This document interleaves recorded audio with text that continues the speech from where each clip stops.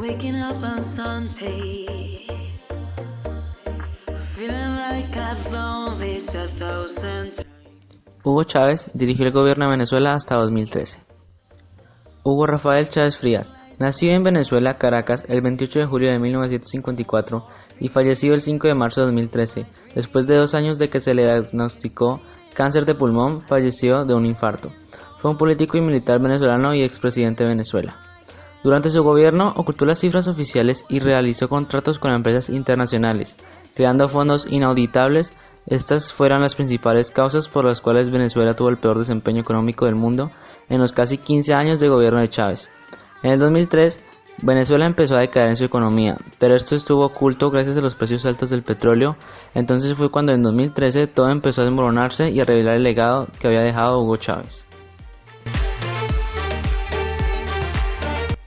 Maduro se posicionó en el poder después del fallecimiento de Chávez.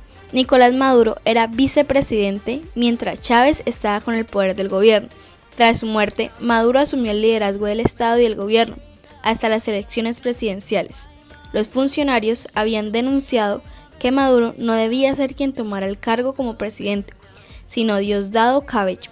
Pero al final de las elecciones del 14 de abril de 2013, Maduro gana la elección presidencial. Durante su periodo de mandato de Venezuela, ha presentado una grave crisis social, económica y política, aumentando.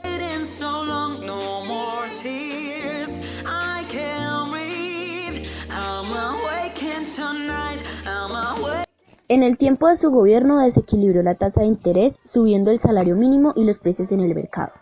Nicolás Maduro declaró leyes y decretos de emergencia con el fin de combatir la guerra económica, que en lugar de corregir las distorsiones, se hicieron más profundas, aumentando la caída de la producción.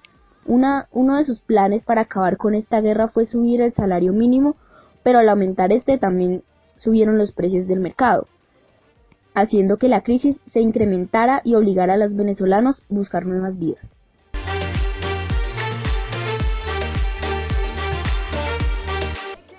Por el desequilibrio de la tasa de interés, los migrantes de Venezuela empezaron a crecer en número y a desplazarse hacia Latinoamérica. La subida generalizada en los precios de Venezuela provocó un desequilibrio que se vio intensificado durante el 2018. En este año aumentó la crisis en el país, cayendo los mercados fundamentales como lo son el petróleo y la devaluación de la moneda.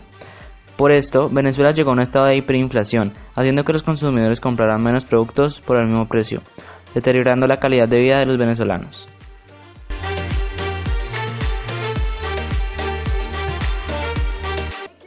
Juan Guaidó desafía el gobierno de Maduro y regresa a Venezuela.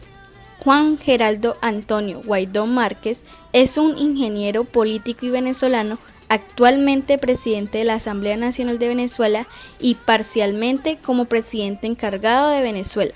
Se convirtió en una de las figuras más destacadas de la actualidad venezolana y global con su decisión de desafiar al poder de Nicolás Maduro, activando las tensiones políticas en Venezuela.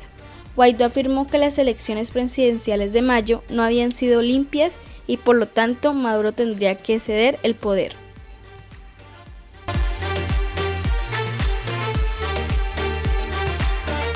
La ayuda es un regalo podrido, un paquete tramposo. La polémica entre Maduro y Guaidó por las donaciones que Estados Unidos quiere enviar a Venezuela.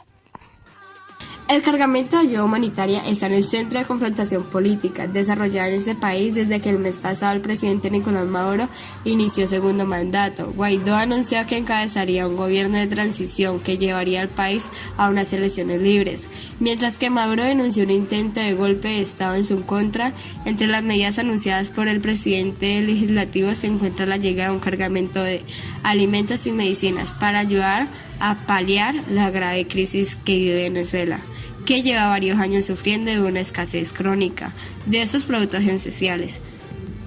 Maduro ha rechazado en numerosas ocasiones las ofertas que envió la ayuda de su país, rechazando que existía una crisis humanitaria y achacando los problemas de escasez a una supuesta guerra económica en contra de su gobierno.